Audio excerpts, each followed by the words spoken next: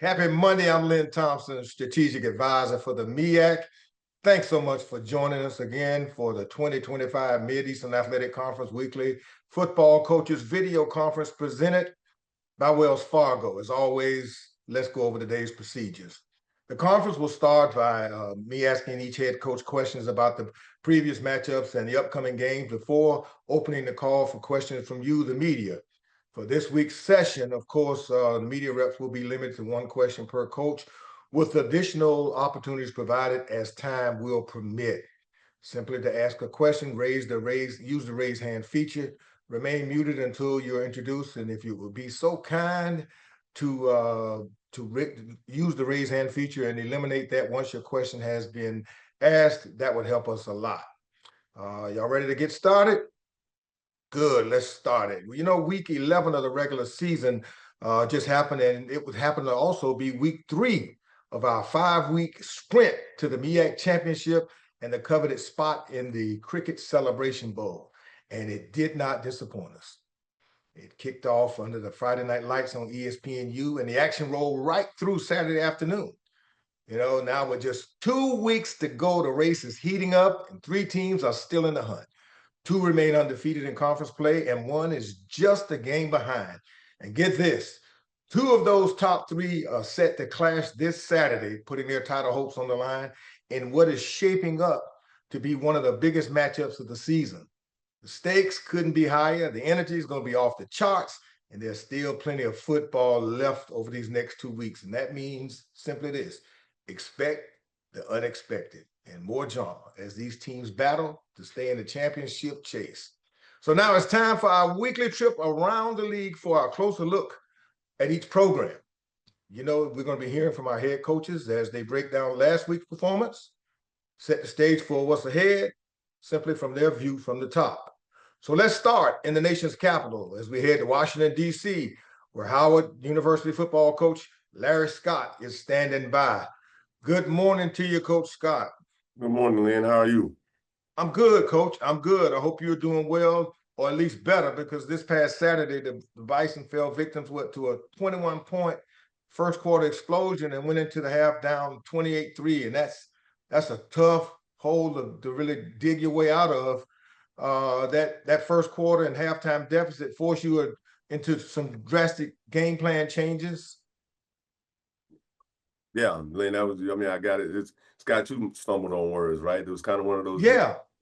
Think for it to start out that way, and you can't start that way on the road in somebody else's home that's, playing good football to a really good football team. You can't fall behind like that. And you're right. You find yourself kind of swimming upstream the whole time and fighting and clawing and just couldn't, catch enough to pull back in the thing. And then it kind of just, kind of got away there in the end. So, tough outing for us.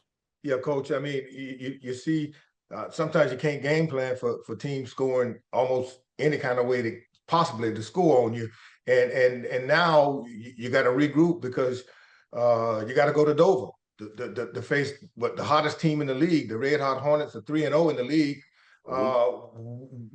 As you look back at this past Saturday, what do you take from that game into Dover to face a real good Delaware State football team? Yeah, you definitely can't go start like that. You can't throw an interception that turns into a pick six, get a field goal block that turns into another 6 points.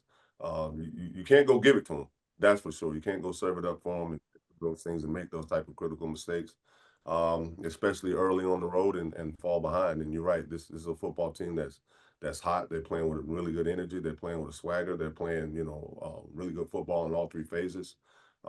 And again, they got it rolling right now, and we can't go in there and do that and stumble early. We can find ourselves in another situation like we found in the last 2 weeks, and that's one that we're definitely not geared up for and looking forward to. So we got to go in there and really limit the mistakes and play some good football and finish this thing off the right way. Coach, I appreciate you being transparent with us here this morning.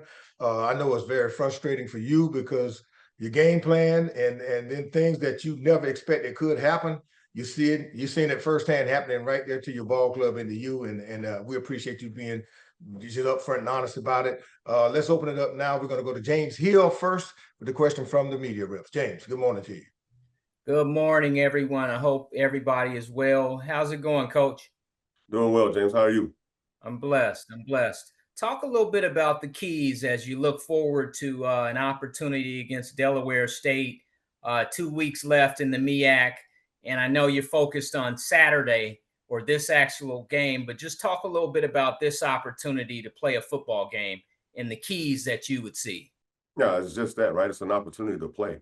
You work hard. You work hard all year, man, to have 12 opportunities.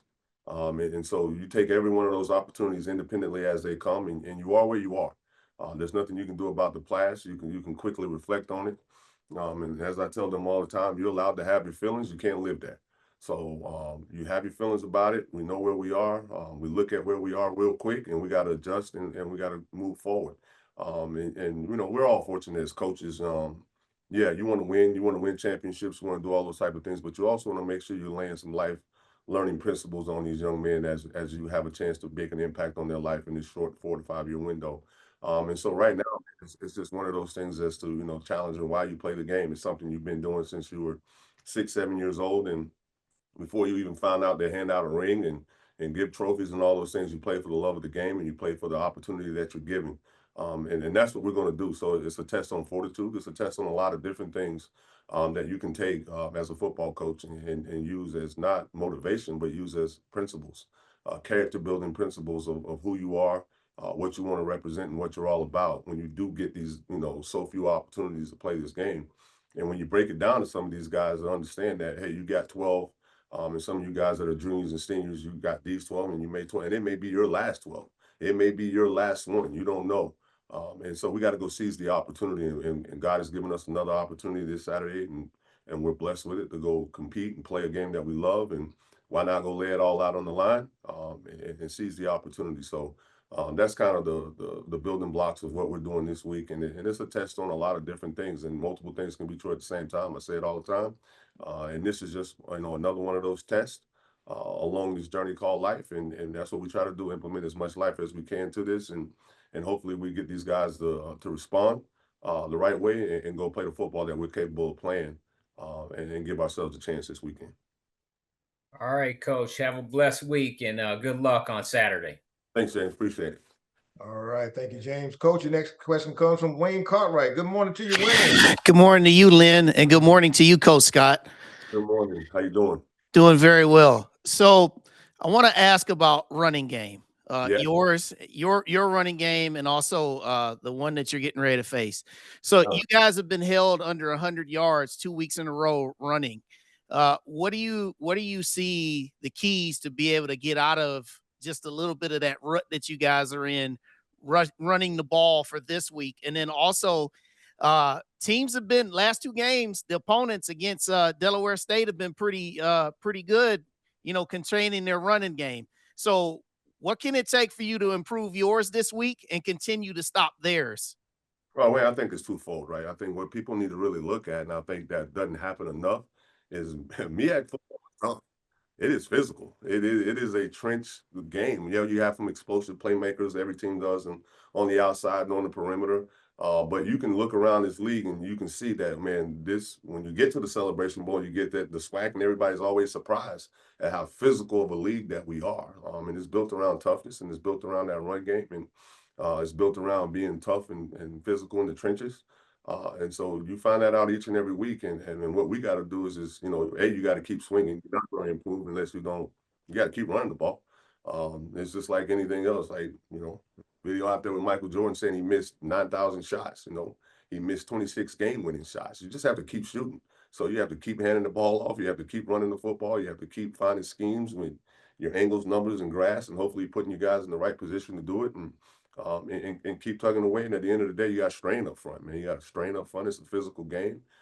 Everybody's beat up. Everybody's a little sore this time of year and all those type of things. If you're not, you ain't been doing it right. So it's a toughness thing. You just have to keep, swinging at it. And I think, they have 2 really good running backs. They're committed to it, obviously. And when their offense is really rolling, they're able to run the football. And yeah, some teams have kind of, in this league, that's going to happen. It's kind of limited some of the success they've had on the ground, but I'm sure they're not going to change. They're going to come in with the same mindset. They're going to try to get those two backs going, to get things going up front. And if they can do that, that'll loosen some things up in the passing game and those type of things. So I think you're going to see both teams come out and play true to their identity, and try to set things up for which way they, dictate having success.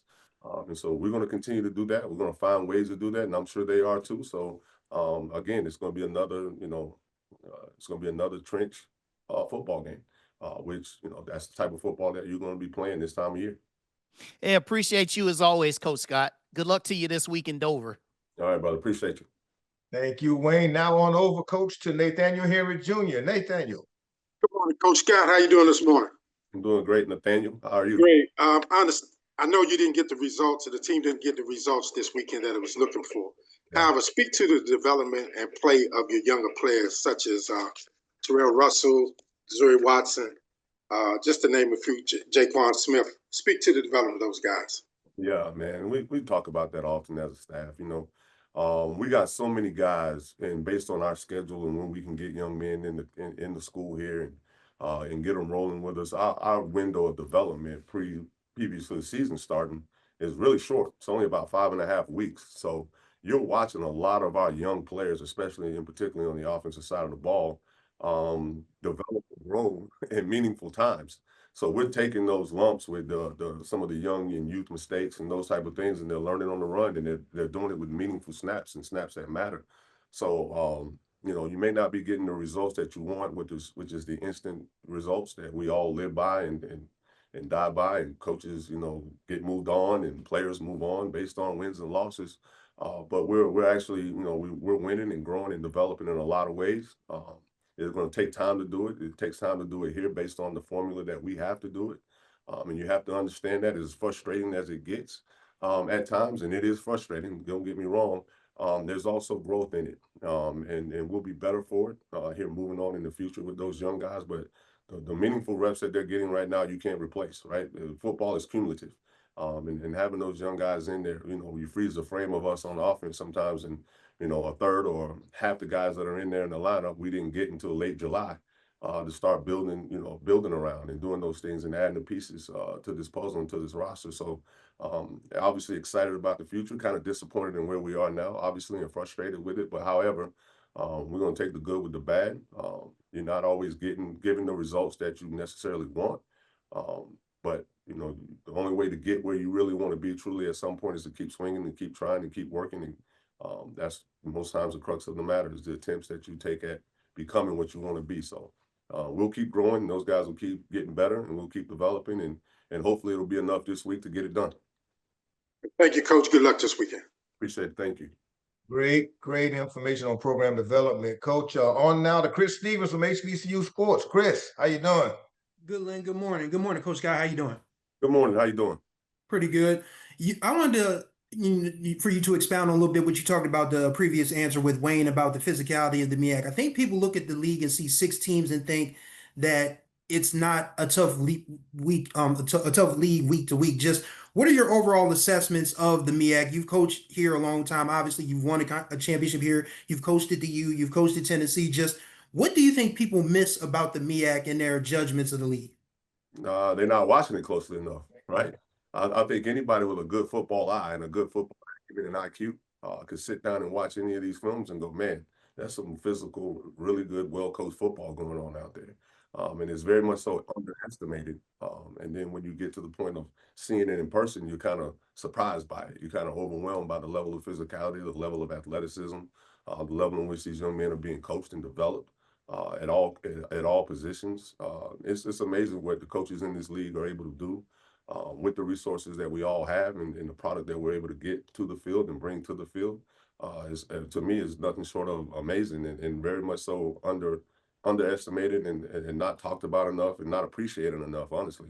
The job that everybody's doing with their situations, man, is really unique, and everybody has their unique story to how they get it done, and it's different for all of us. We get together as head coaches sometimes and we talk about some of the challenges that are kind of lateral across the board of what we have to deal with, and the things we're going through at the same time. But then within that is even more unique situations as far as admissions and meals and how we're feeding guys and how we're trying to develop guys physically and mentally to sustain and be able to play this game at this level, all while trying to schedule and play 7 out of conference games too as well. And then we get to the meat and potatoes of it, and it's a 5-week race. These young men are developed, and I think the talented ones that are should get the opportunities to move on and be able to showcase their abilities on the next level and do all those type of things, because this is some really good football that's transpiring and being played week in and week out. And I promise you'll see that again, over the next 2 weeks. And I think Lynn kicked it off right and said it right. Man, this just, you never know.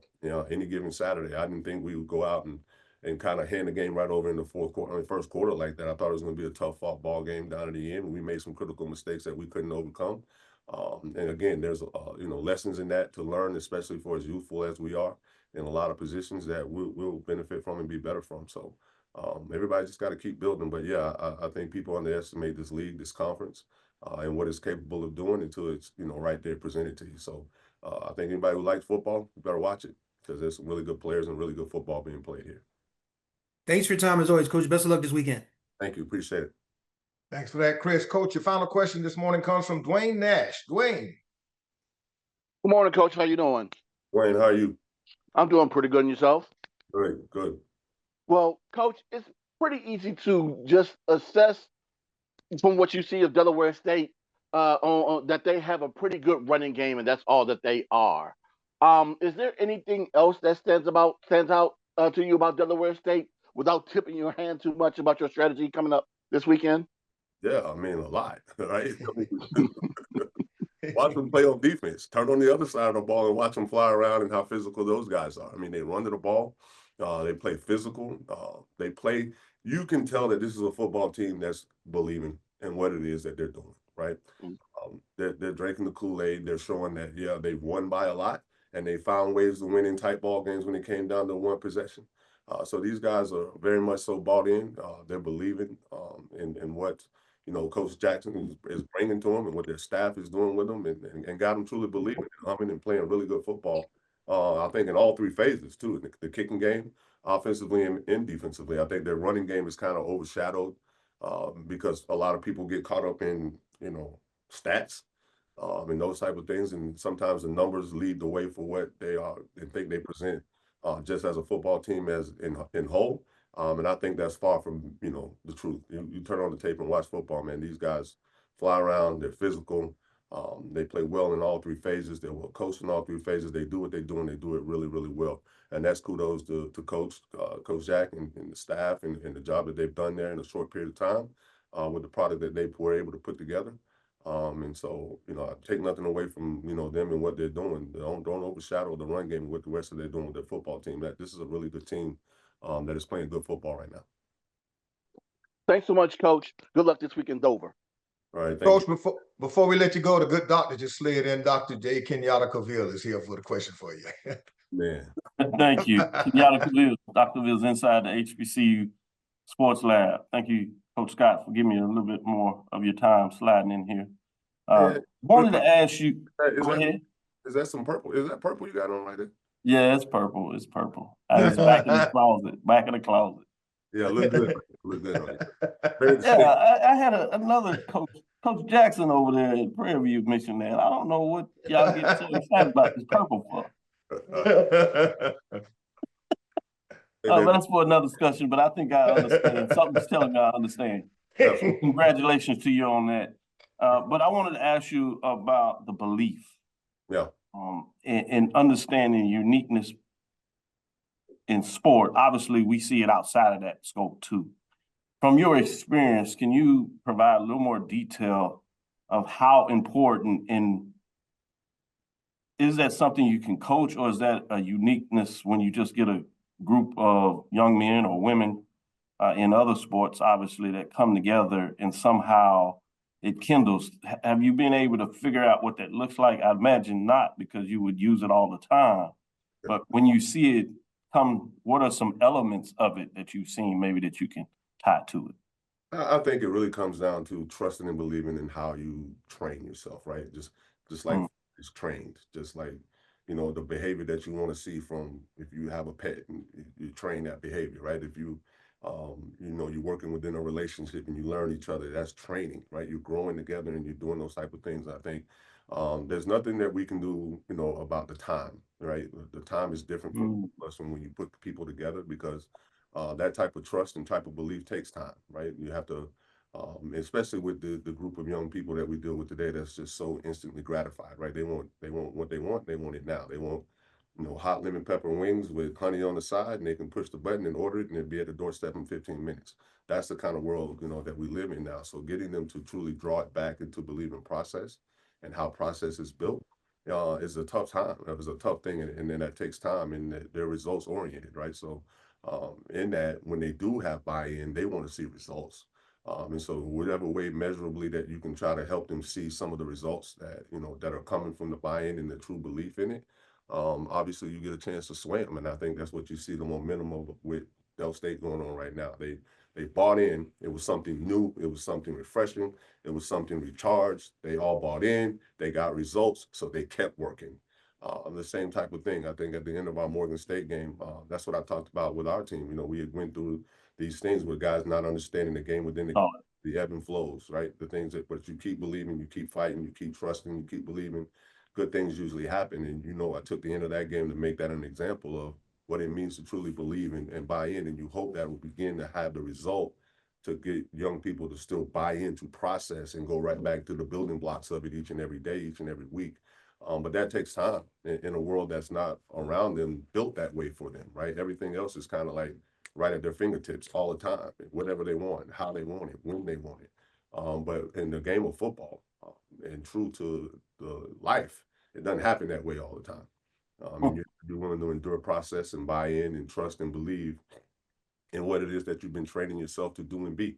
And so, you know, that's what you hope that you do. And in the development game, which we're going to be in at Howard, we're not going to be able to replace our roster year in and year out and plug in a lot of transfers and all those type of things. We just can't do it that way. We're going to have guys that believe and buy in to give ourselves a chance. And that's going to be a big part of the development here and how we do things, which is unique to us, in which we embrace that part of it, Doc. So I think, yeah, man, belief is something that I don't think you can do it and do it at a high level in sport unless you truly do.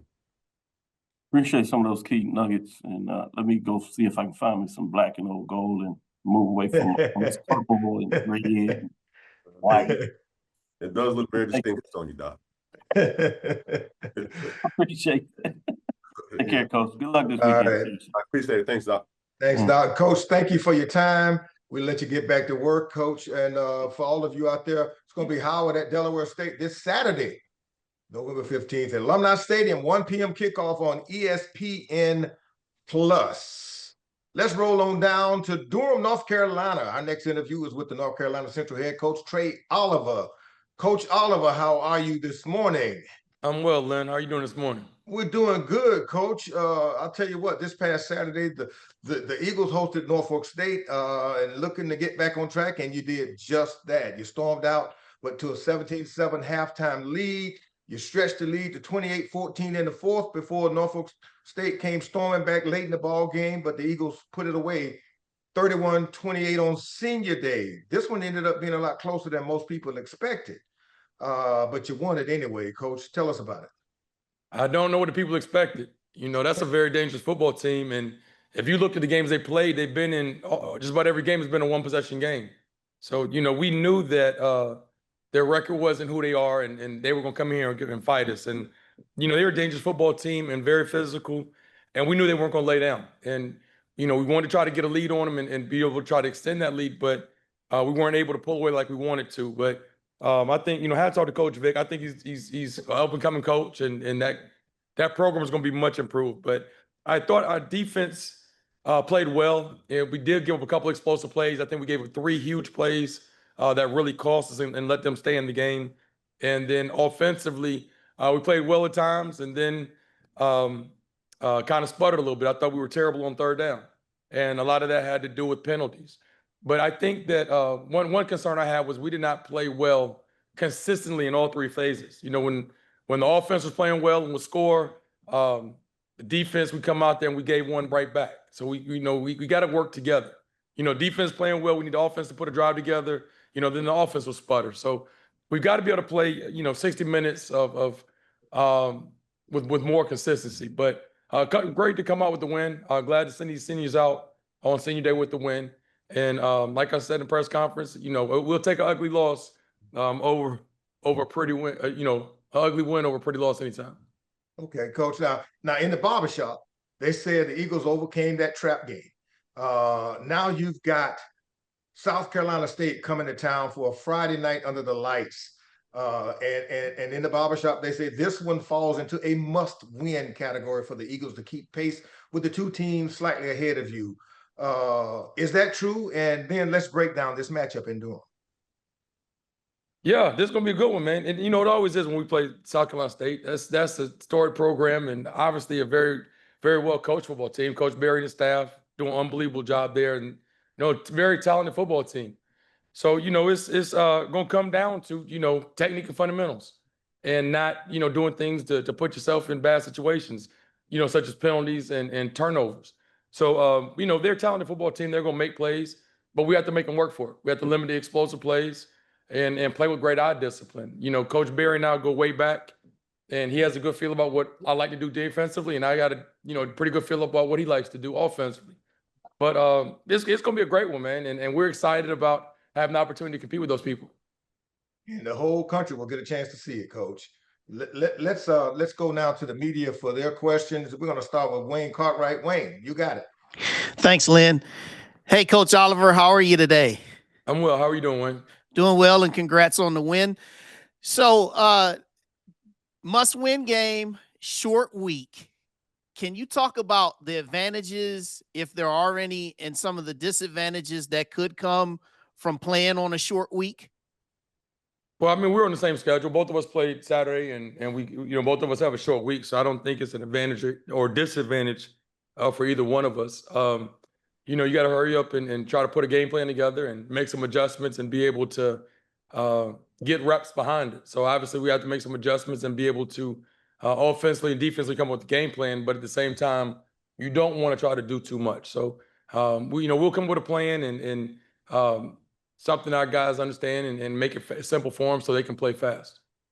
All right, Coach. Well, last year on Halloween night, that was an awesome game to watch. We're looking forward to seeing the sequel this Friday. Good luck to you guys. It was an awesome game for everybody to watch, Wayne. I'm glad you enjoyed it, though. Good luck, Coach. Yep, thanks. All right, next one comes from James Hill. Coach, James Hill is on. Hey, Coach, how are you? I'm well, James. How you doing today? I'm good. This is a rivalry MEAC football fans and people around the country understand. Talk a little bit about your earliest memories and playing in this rivalry. And then also over the last 10 times, it's 5-5. And what you see going into this Friday night, some of the keys. Hey, James, you're not going to make every one of my games a rivalry game now.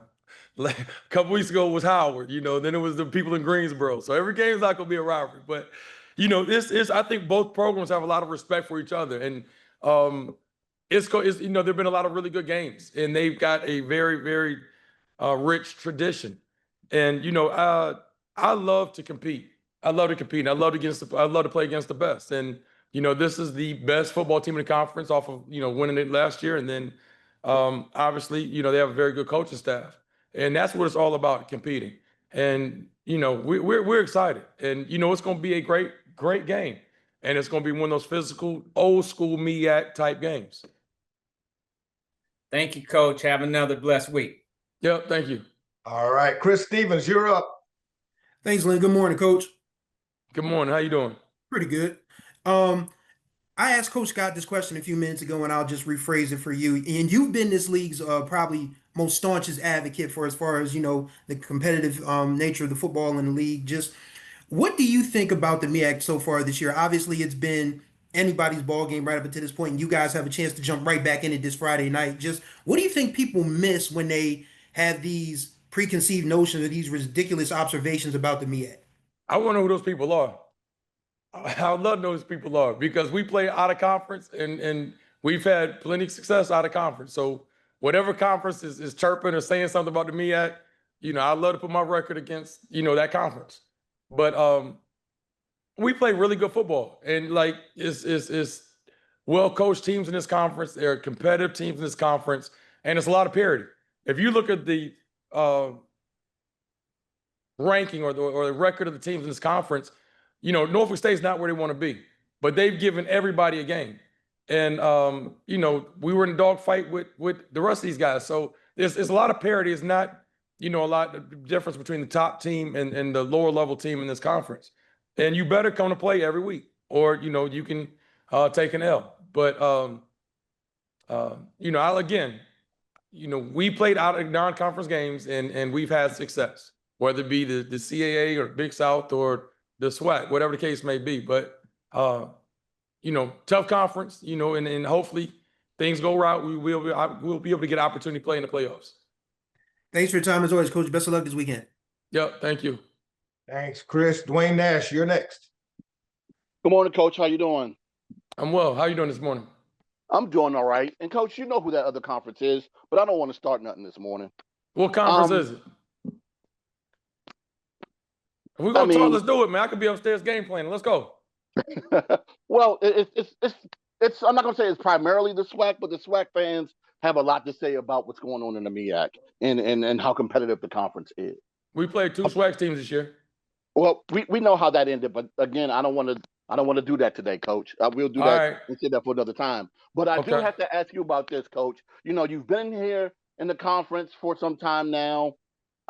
You've built up a record there within the conference, overall record there within the MEAC, 21-7, and you're 20-3 against the bulk of the conference, but you're 1-4 against South Carolina State. And I've asked you this before when Buddy P was there. I got to ask again: is it something about South Carolina State that they have your number? And I know you're going to say that they're well coached. Is there another answer that you have in terms of how this matchup has been so one-sided since you've been there in North Carolina Central, and how you're looking to turn it around?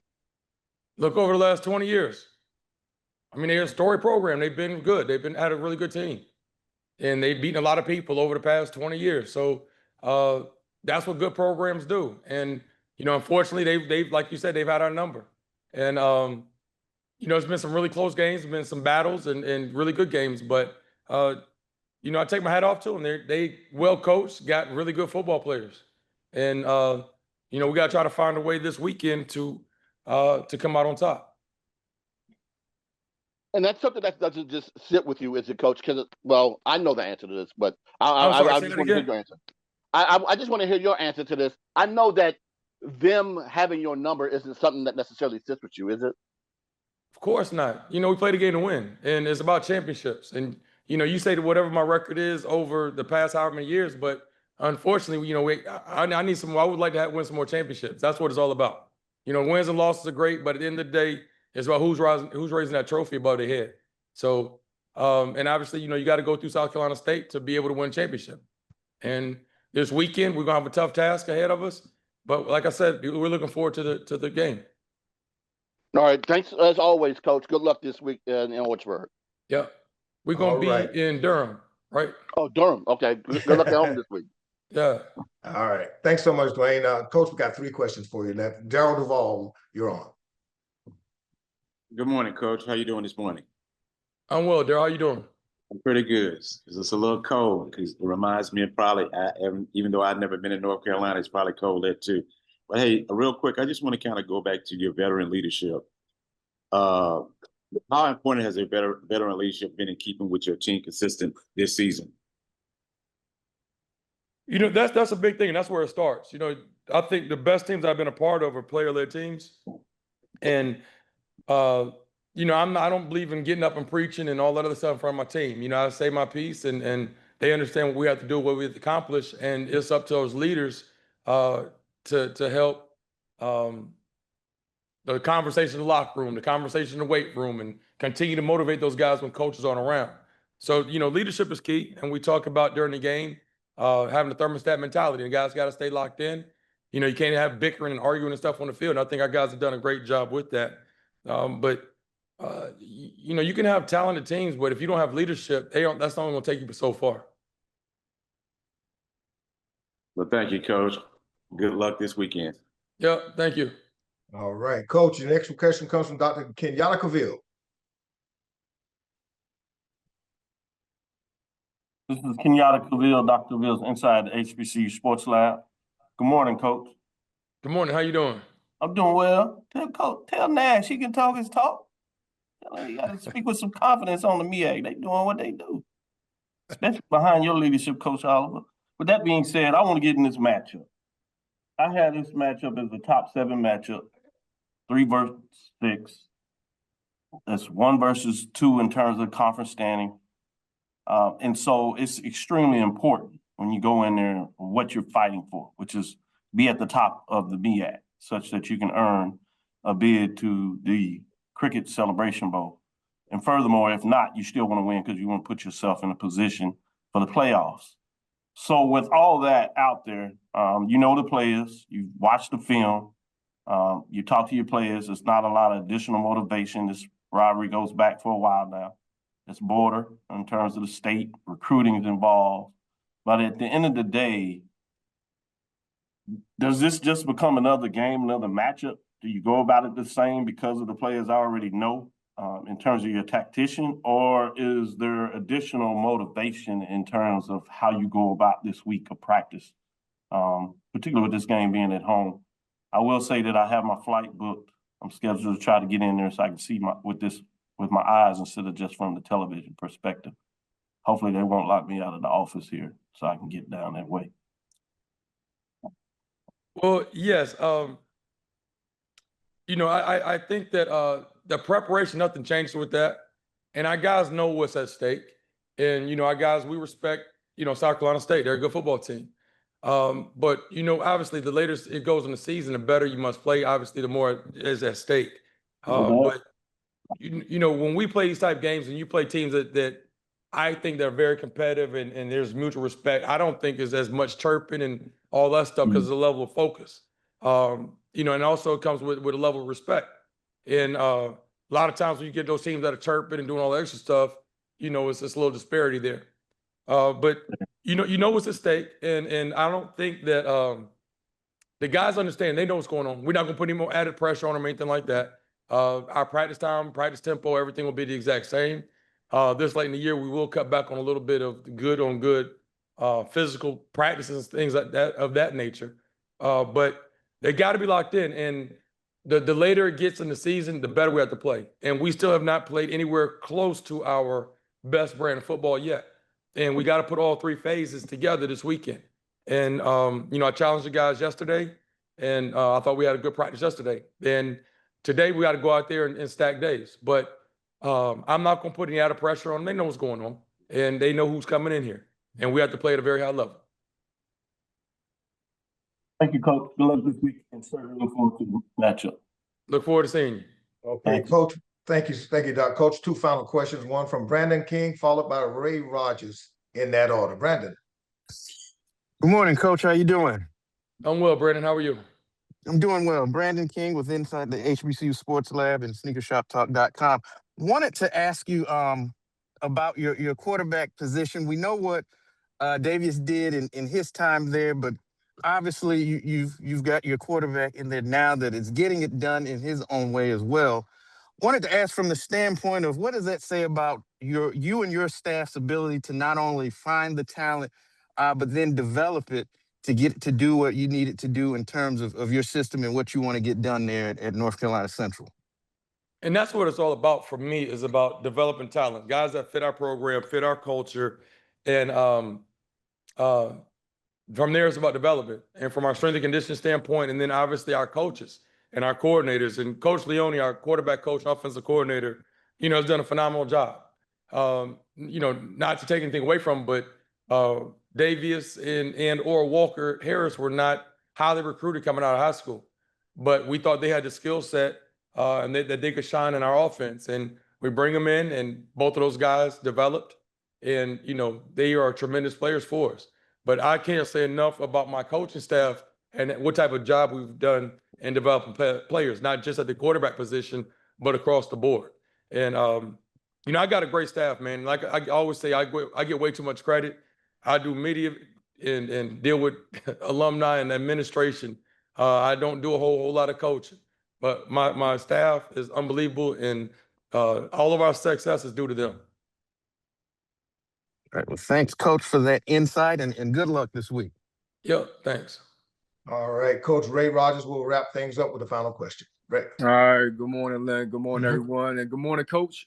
Just a simple question. I don't know if you updated the status of Chris Mosley, but I just wanted to hear if he was playing this coming week and how that's going to obviously impact your offense going against this mean front four for South Carolina State.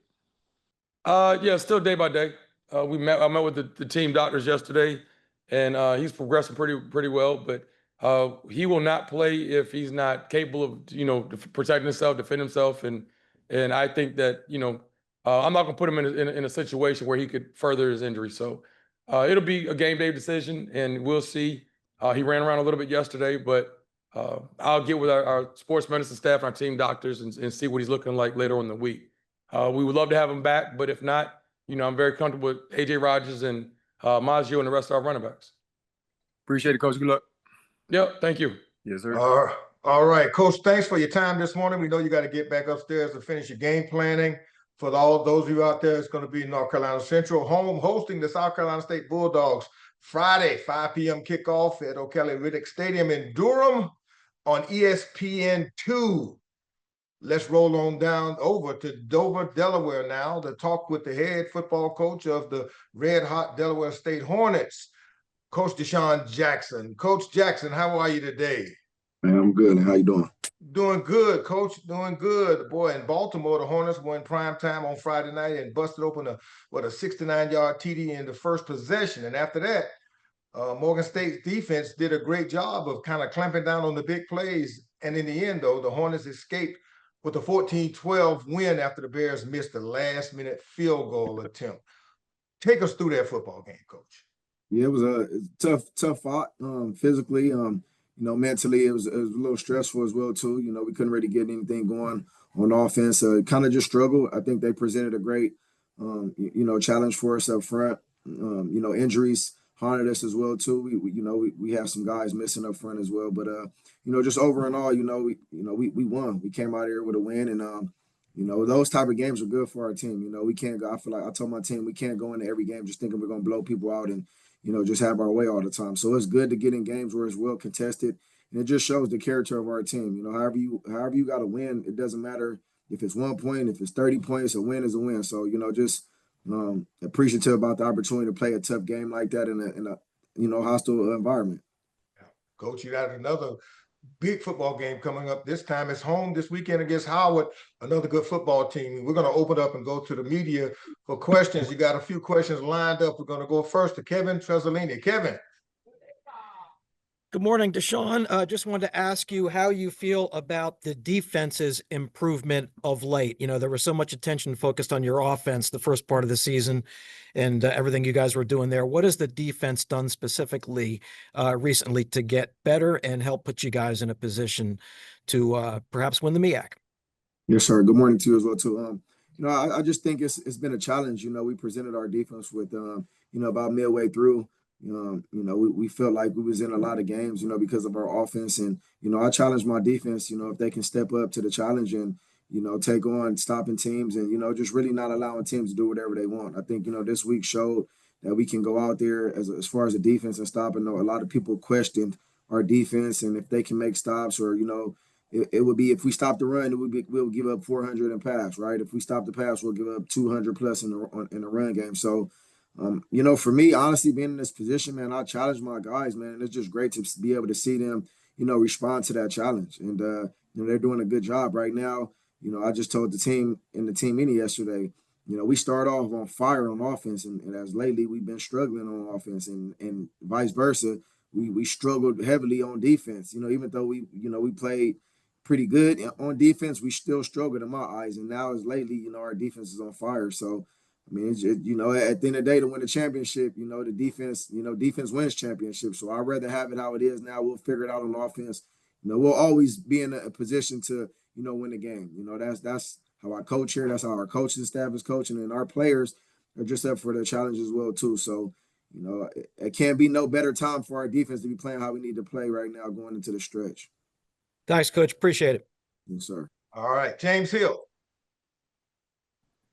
Hey, Coach, I hope you and everyone on campus are well. How's it going, sir?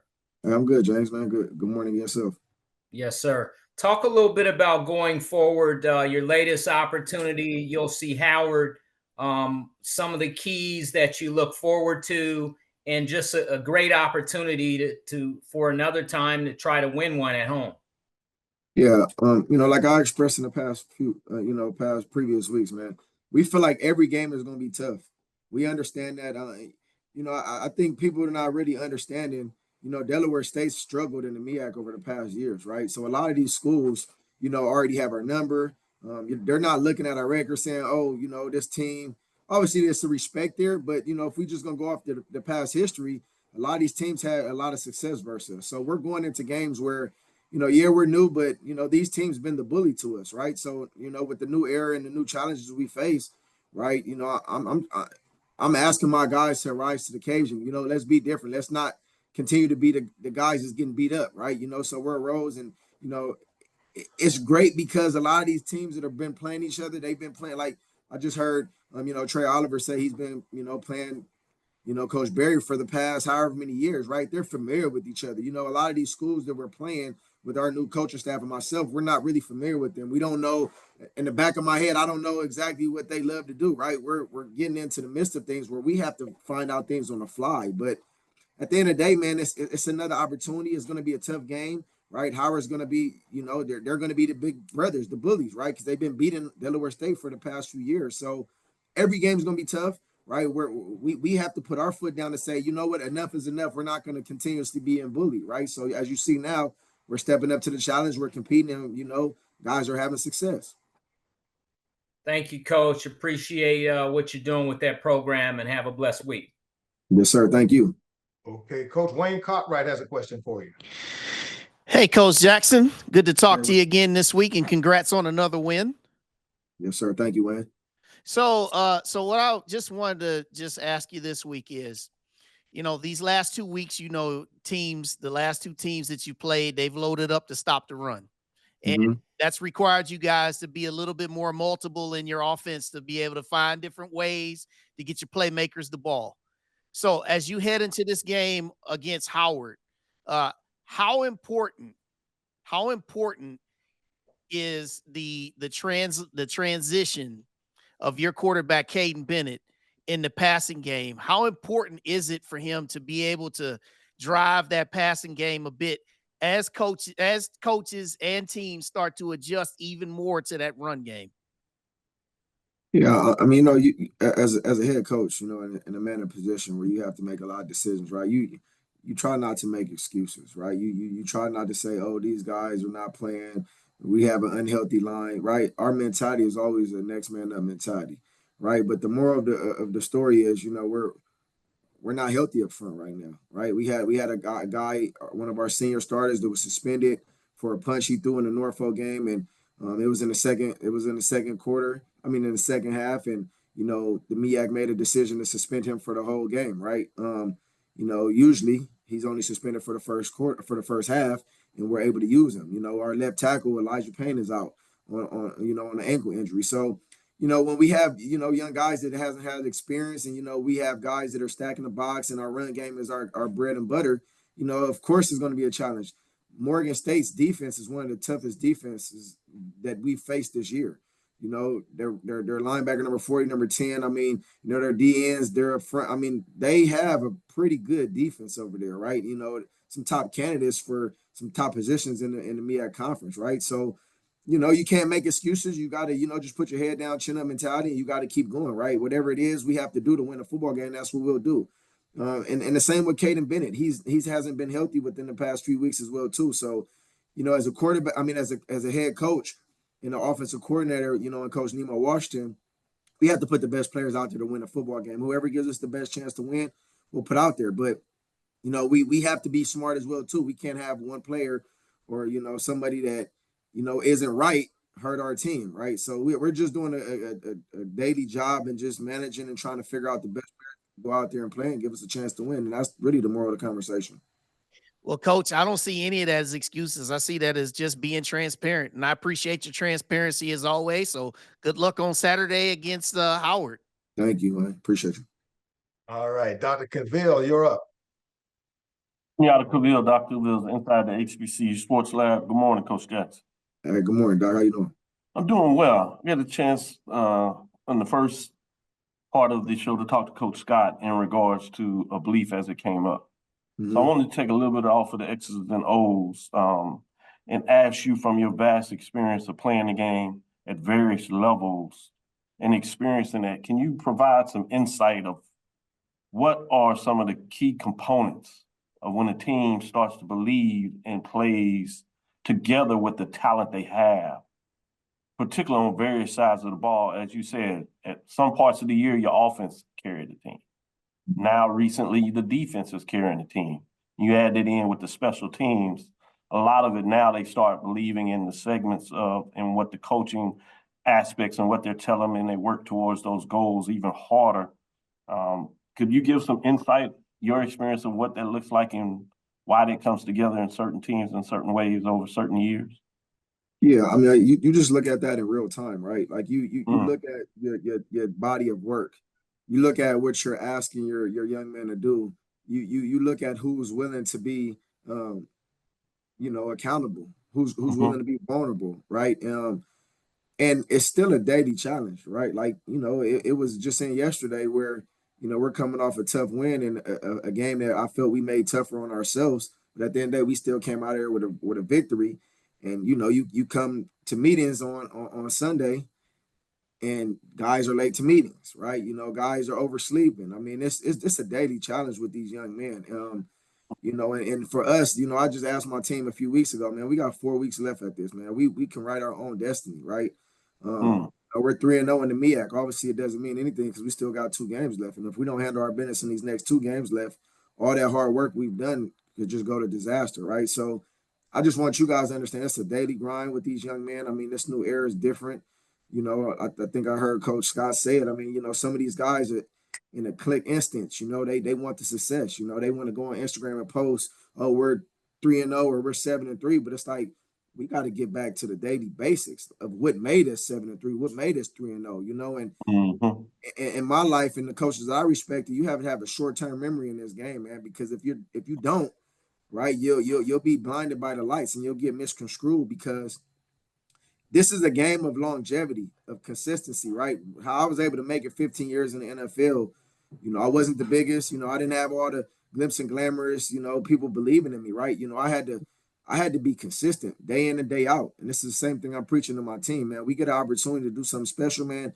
You have to kind of forget the pats on the backs and the success because, if you're not prepared and ready for the challenge this upcoming week and you're living in the moment of us just winning that game on Friday, I mean, you can easily go down and lose a game. So you just got to make sure guys are present.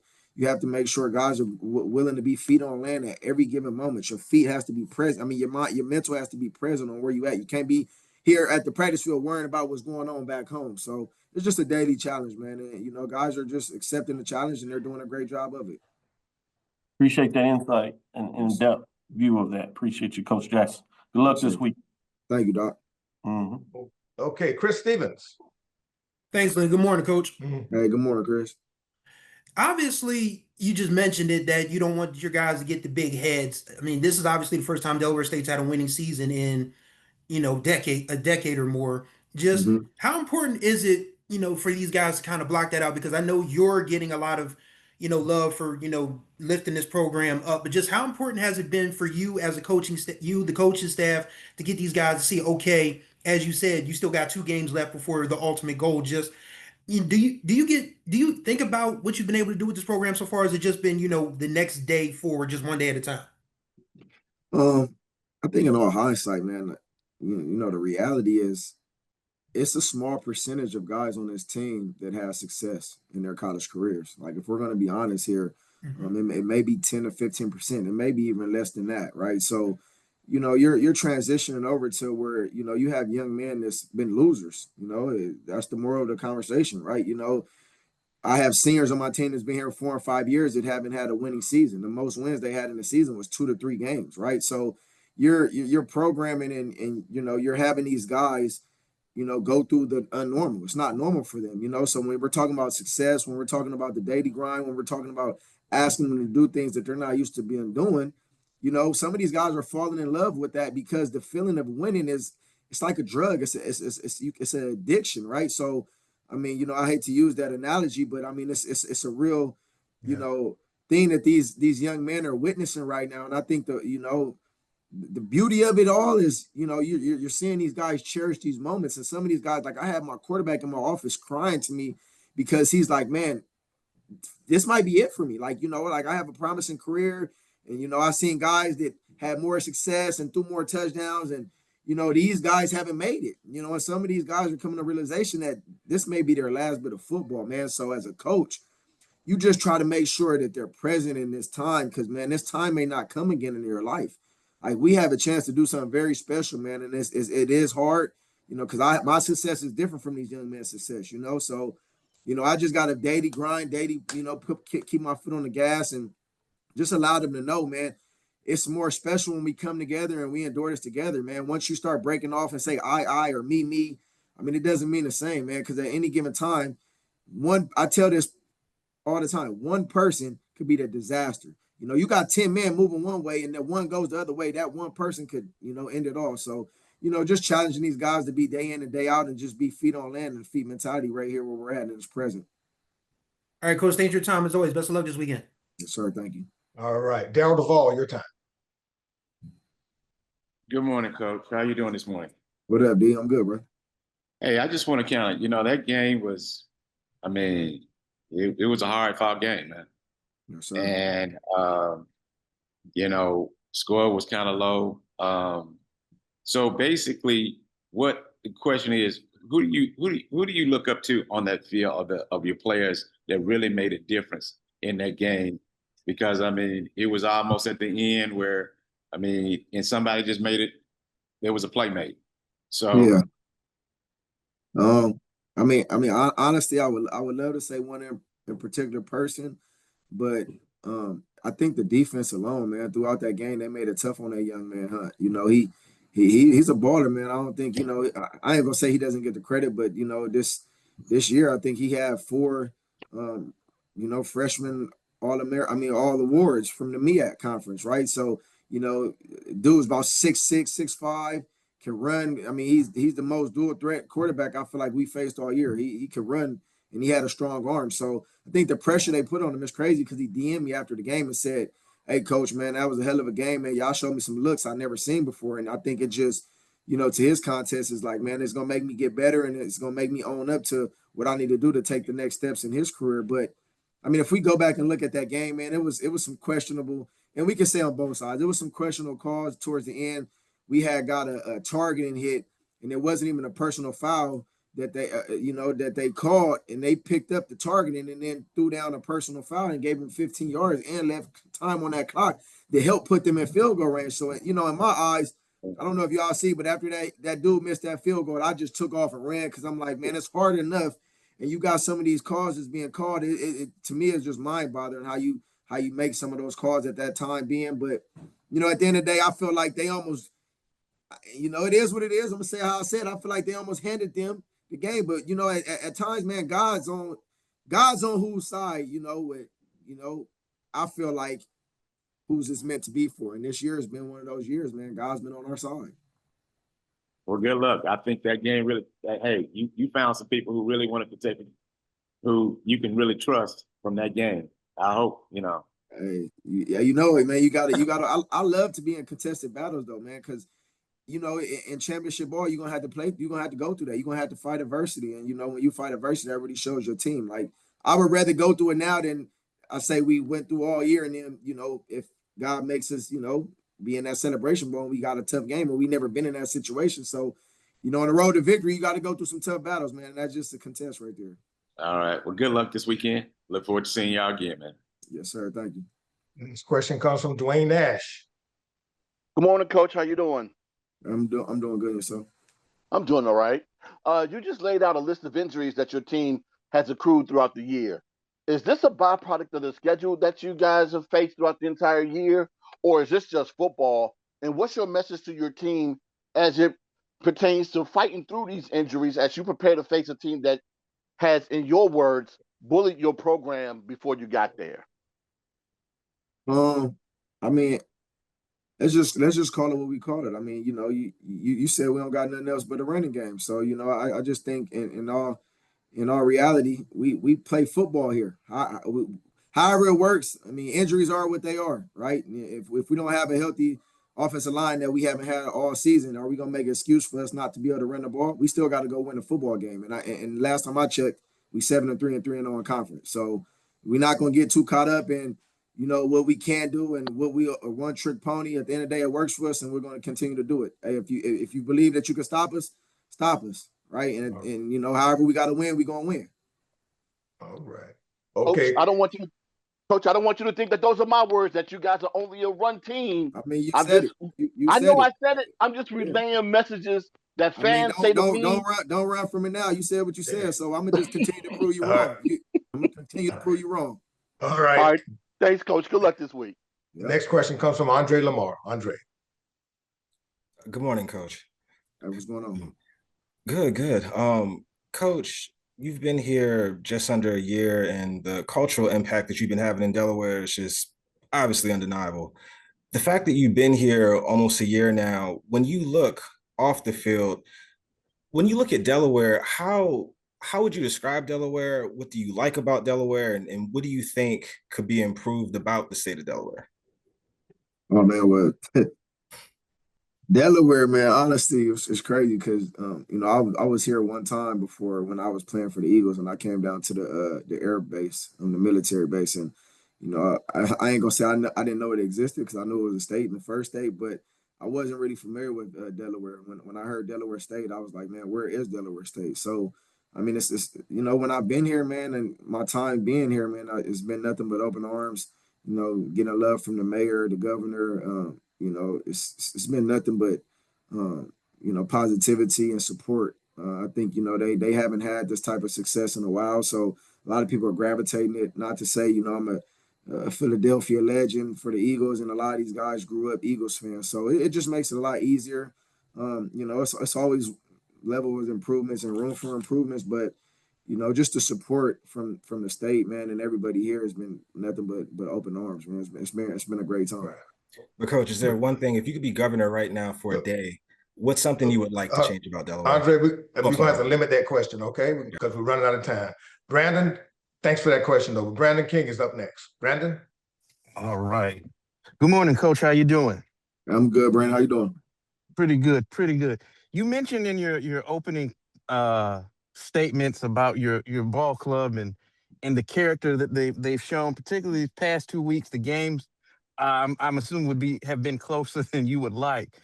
As a head coach, and you kind of touched on it with the previous answer, do you almost want your team to go through some adversity so you can kind of see how they'll respond and what you've got and some things that you can implement so they'll know what to do when the going gets tough?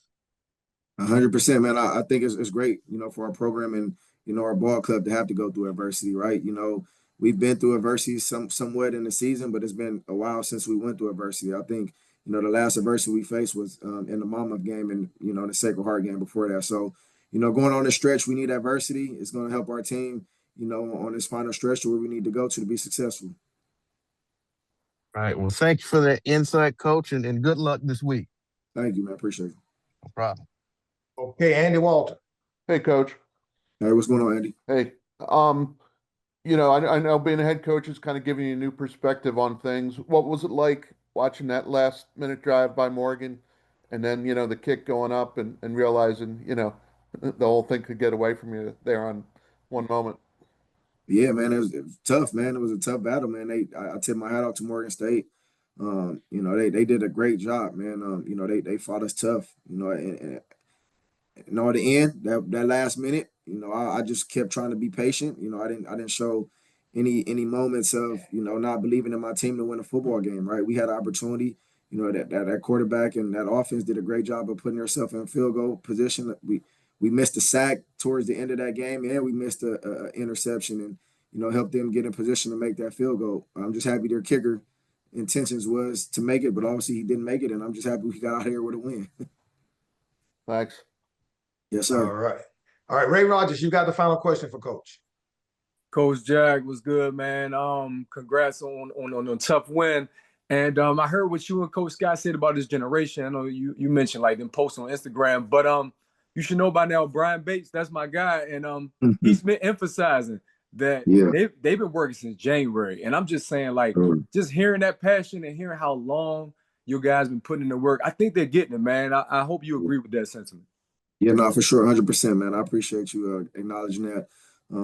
These guys was willing to take on, the challenge that we put in front of them. And, as a lady, it's been showing, man. So, continuously we got to, put everything beside us, and, we just got to keep putting our head down and just keep working. So, we can have the long-term success, right? So, Brian Bates is doing a hell of a job. He's been playing lights out football as well, too, in the linebacker position. So, we just need more guys to emerge and keep playing how they're playing.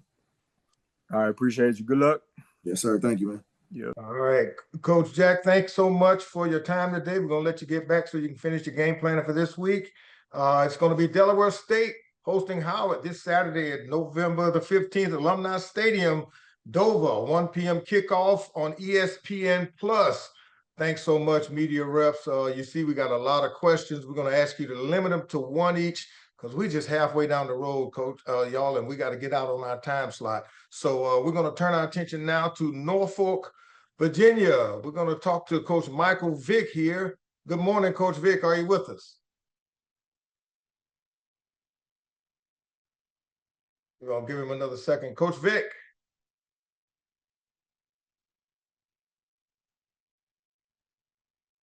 Okay, we'll give him some time to join us. Let's see if we can come back to Coach Vick. Let's turn our attention to Orangeburg. I see Coach Berry is logged on. Can you join us now, Coach Berry? There you are, Coach. Let's talk to. Hey, good to see you this morning, Coach. The Bulldogs jumped out to a commanding lead over Howard, exploding for 21 first quarter points and 28-3 at the half. Jared Washington, man, he had a career day. Let's talk about him and the Bulldogs this past Saturday. First of all, man, to God be the glory, man. Found a way to win the football game. Going 1-0 is the mission for us every week. And I thought our guys played well for the most part, pretty much the entire game in all three phases. Speaking of Jared Washington, man, what a good football player. Great young man. He's been with me for quite some time, played for me at Benedict as well. So he's having a great year. He's doing some outstanding things. He not only got a pick six and took it to the house, but he also scooped up one field goal block and took it to the house as well. So that's 14 points he was able to create. But several PBUs, really good football player. We're grateful to have Jared Washington on our football team. Well, Coach, I tell you what, that sets up a big one this coming Friday night. I mean, you're 3-0 and you got to go into Durham and do some serious business there. Under the lights on prime time, we've got some media reps that are going to ask you some questions about this matchup. We're going to start by going to James Hill. James, you got some questions a question for Coach Berry. Hey, Coach, I hope you and everybody in Orangeburg are well. How's it going, sir? Mr. Hill, all is well here in the Burg. Awesome. Talk a little bit about the historic piece. We understand what this looks like in terms of the history of the MEAC, these two rivalries, these two institutions, and what you look forward to this week with offense, defense, and special teams. Well, we're excited about the matchup. We have all the respect in the world for North Carolina Central and what they do, and Coach Trei Oliver.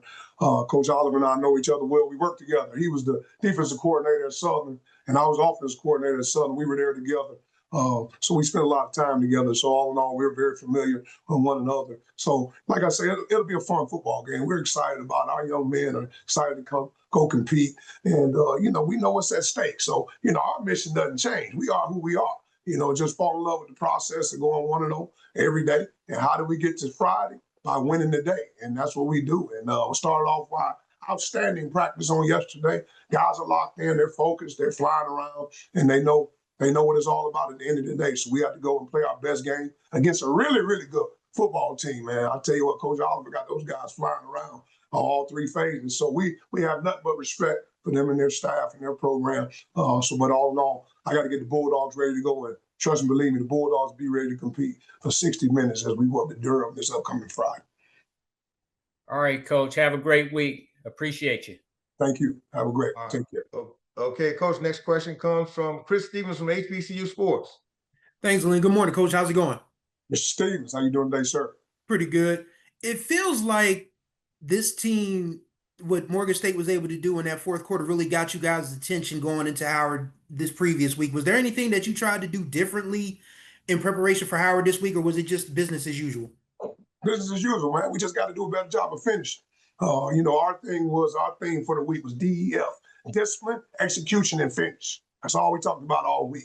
And our young men bought into that. They understood. They had it on their mind, man. We got a good football team. When you play at a place like South Carolina State University, man, you understand the expectations, man. And they had it on their mind for 60 minutes this past week. And I was grateful to see us, get the fruits of our labor and come away with a victory. Thanks for your time as always, Coach. Best of luck this Friday. Thank you. Appreciate it, man. Up next is Dwayne Nash, Coach. Good morning, Coach. How you doing? Mr. Nash, how you doing today, sir? I'm doing pretty good. I'm going to keep this question pretty short. Actually, it's a follow-up on Chris's question that he just asked. Based upon your performance that you just had this past Saturday, and you just talked about it, Coach, would you say that your team, who we've been talking about all year, has been revamped? Do you think that they've fully taken shape, and do you believe that they're playing what you like to just call DEF football as you prepare for a very tough Central team up in Durham? They're locked in. We know it takes time. When you have a whole new team, literally, guys, I'll try to, pretty much tell you all year, we had a completely new team, and it takes time to gel. And we're gelling at the right time. Guys playing some good football, all three phases, man, and they're believing. That's half the battle. You gotta win between the ears, man. It's all about mindset. And our young men, they understand how to, when you get to Saturdays, which are great, or Fridays, in this case, this week, man, you got to win the day. And you got to fall in love with the process, man. And we're a process-oriented program here. And I think we're playing really good ball at the right time. And that's what it's all about. You want to be playing good football in November so you can get an opportunity to go play in December. All right. Thanks, Coach. Good luck in Durham this week. Thank you. Appreciate it. Mm-hmm. Okay, Coach Ray Rogers from Urban Sports Scene has a question for you. Hey, good morning, Coach Barry. Good morning, Mr. Rogers. You doing all right today? I'm doing all right, man. It looks like you are as well, of course, coming off the win. Just want to ask, though, preparing for this big game, Chauncey Spikes, he's been one of the best receivers in the country. 5 touchdowns and nearly 300 yards in the past 2 weeks. What's the plan to slow him down this coming Friday? And man, he's a guy. He's a guy. Nothing but respect for what he's doing, man. They do some good things offensively. And Chauncey Spikes is really getting after it. So we'll have our hands full. I'm sure our defensive staff will have a plan to be able to contain the young man. You probably won't be able to stop him because he's a really good football player, but you got to be able to contain him at the end of the day. But, we're pretty familiar with what they do offensively, and they're familiar with what we do. So it'll be fun, man. You guys make sure you cut the TV on or come get you a seat down there in Durham. So it should be a fun one to watch. Appreciate that. Good luck, Coach. Thank you. Appreciate it, man. Okay, Coach, let's see. We got a question coming in now from Dr. J. Kenyatta-Ville inside the HBCU Sports Lab. Thank you, Mr. Lynn Thompson, for the introduction. Coach Barry, good morning. How are you? Dr. Cavill, it's always good to see you. Yes, I'm scheduled to get in town. Hopefully they don't change my plans in terms of the office here. But I got to see this matchup. I have it as 3 versus 6.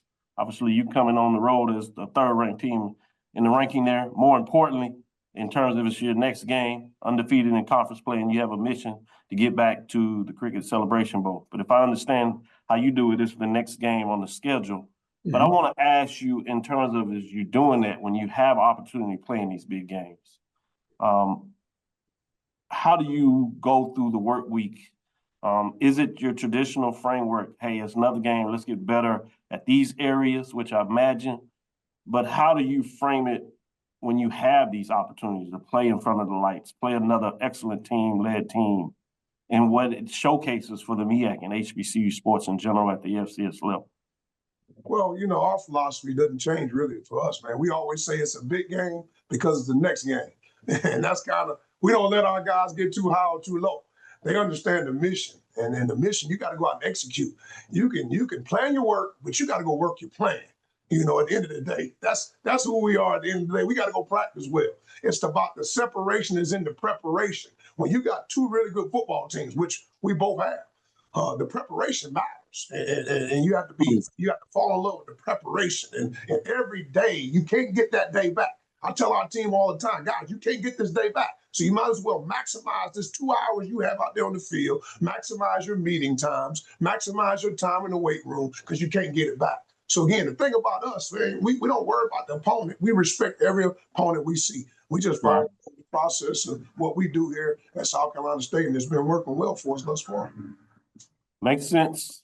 I like the focus, and I'll keep that in mind myself as I go through the daily grind about I can't get it back. So let me do what I can do to get it right.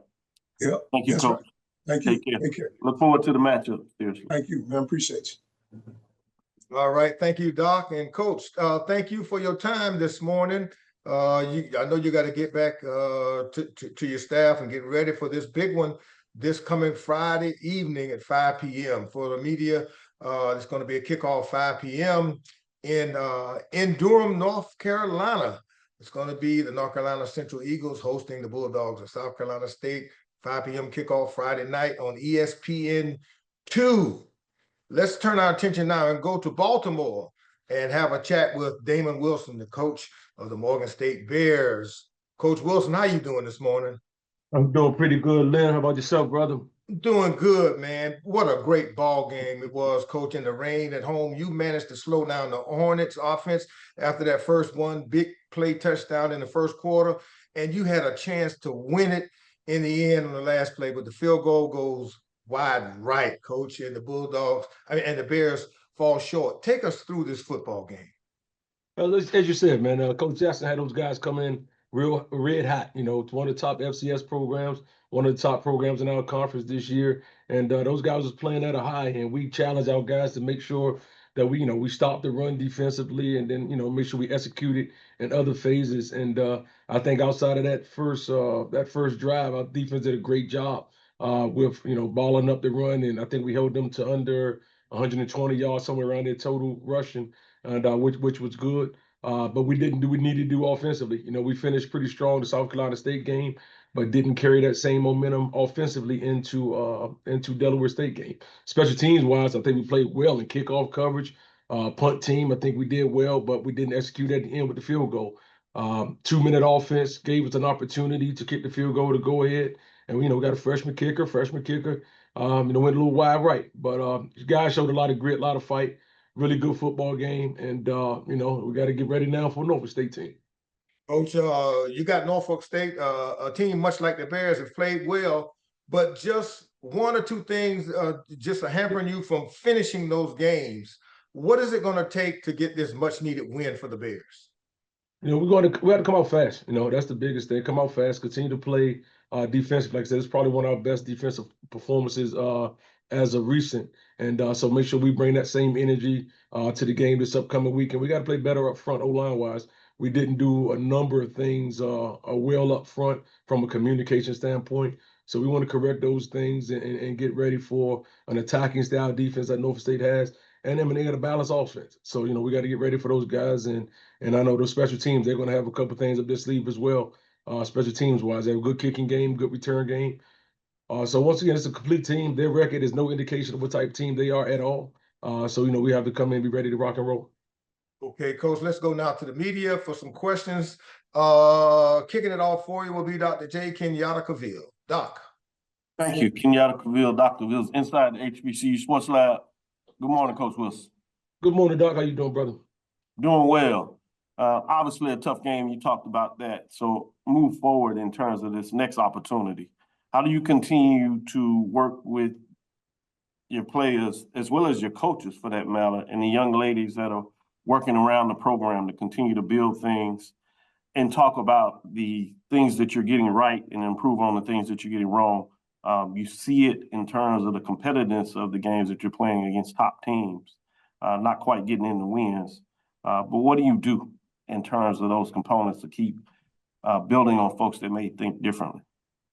Just keep working. I mean, that's the biggest thing. Just keep grinding, keep working. And those guys showed up yesterday to work, showed up to work hard yesterday, went to the weight room, got in the film room and talked about the corrections that need to be made from Friday night's game. We gave those guys Saturday off, so they came in yesterday ready to work, and they did a good job with that. So we just continue to keep grinding, continue to keep working.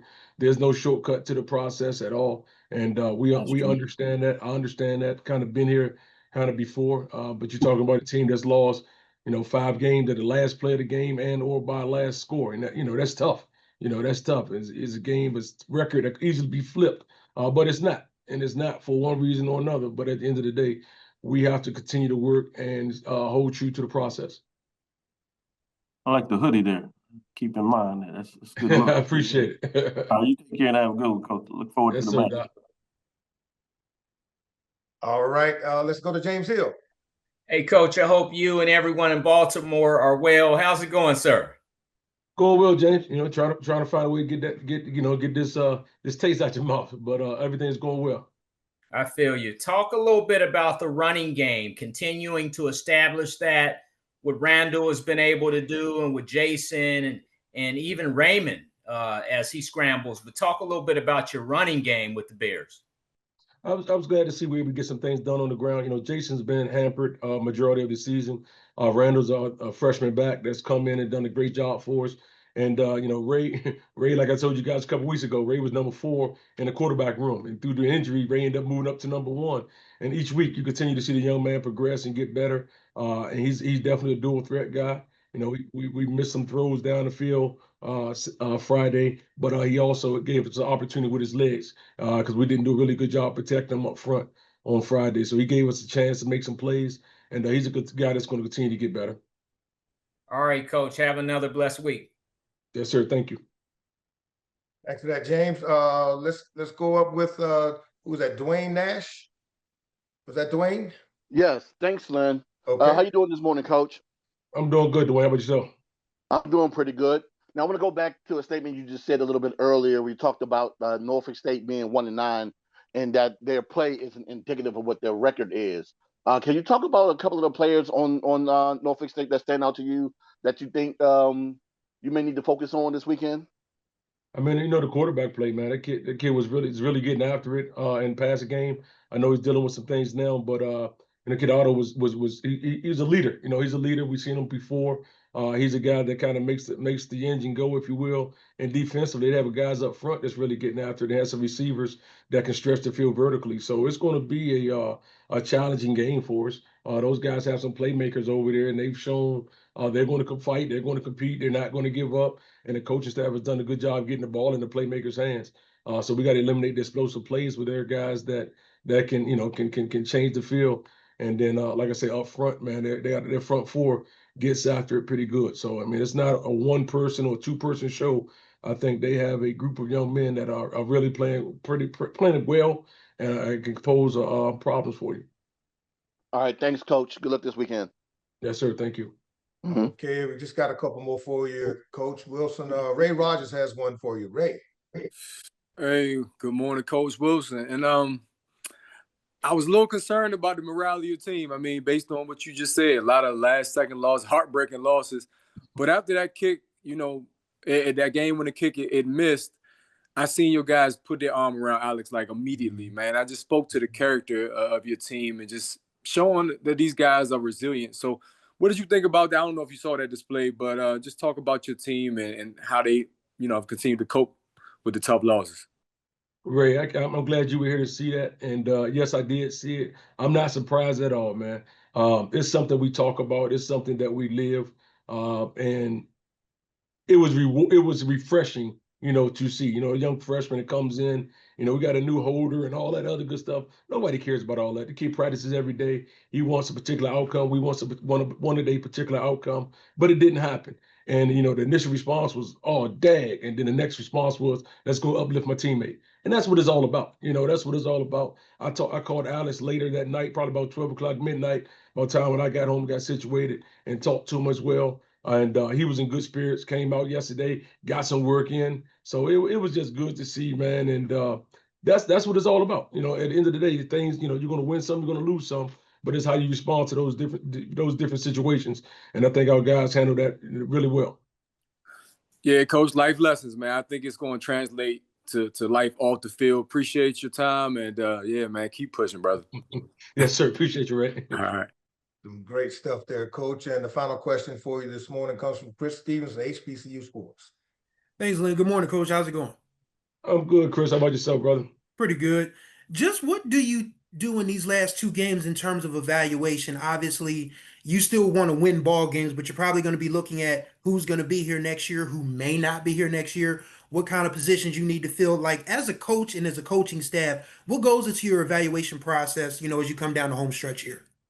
Well, you evaluate all year long, but the reality is you want to send these seniors out the right way. So it's not about, and we've been playing a lot of freshmen throughout the season, so it's not about seeing what some freshmen can do. We kind of already are familiar with that, but you want to make sure the seniors kind of scratch that last itch. On the football field, some of these guys won't play the game anymore, so I don't want to, hey, we're just going to go heavy young guys and get rid of the old guys. That's not the mindset at all. We want to, win the ball game, but at the end of the day, make sure these guys leave it all out on the field as seniors, but at the same time continue to evaluate the younger guys to make sure we know what we need in recruiting and get the necessary voice filled during this recruiting process. Thank you for your time as always, Coach. Best of luck this weekend. Yes, sir. Thank you, Chris. Coach Wilson, thank you for joining us today. We know you got work to do, so we're going to let you step out and get back to game planning for Norfolk State. Everybody is going to be Morgan State at Norfolk State this coming Saturday the 15th. Dick Price Stadium on the campus of Norfolk State University, a 12 p.m. kickoff on ESPN Plus. And for those of you, we do want to make this announcement. Due to unforeseen circumstances, Coach Vic will not be able to join us today. Please contact the Sports Information Office at Norfolk State University to schedule an opportunity to speak with him. And we certainly apologize for any inconvenience for those joining the call this morning who had the intentions of speaking with him. They'll take care of setting up the opportunity to talk with him on campus. Well, for those of you who were with us today, what a week it was across the MEAC. I mean, the energy, the excitement, you could feel it from the start to the finish this past week. And here we go now. The final 2 weeks of the regular season are virtually upon us. And the race for the MEAC championship and that coveted berth in the Cricket Celebration Bowl is still wide open. I mean, this weekend could be the turning point, though, as all eyes will be on Durham, North Carolina, Friday night under the lights. And then on Saturday afternoon, we'll shift our spotlight to Dover, where our top three teams, y'all, will be taking the field in games that could decide everything. One thing for sure, but by the end of this weekend, we just might have a real clear picture of who's got the inside track and who will be just one step away from capturing the chase to the MEAC crown. Well, that's it for this week at our great MEAC Video Football Coaches Conference, presented by our great partners at WellsFargo. Before we end the conference, we'd like to thank all of those who assisted and participated in today's video conference.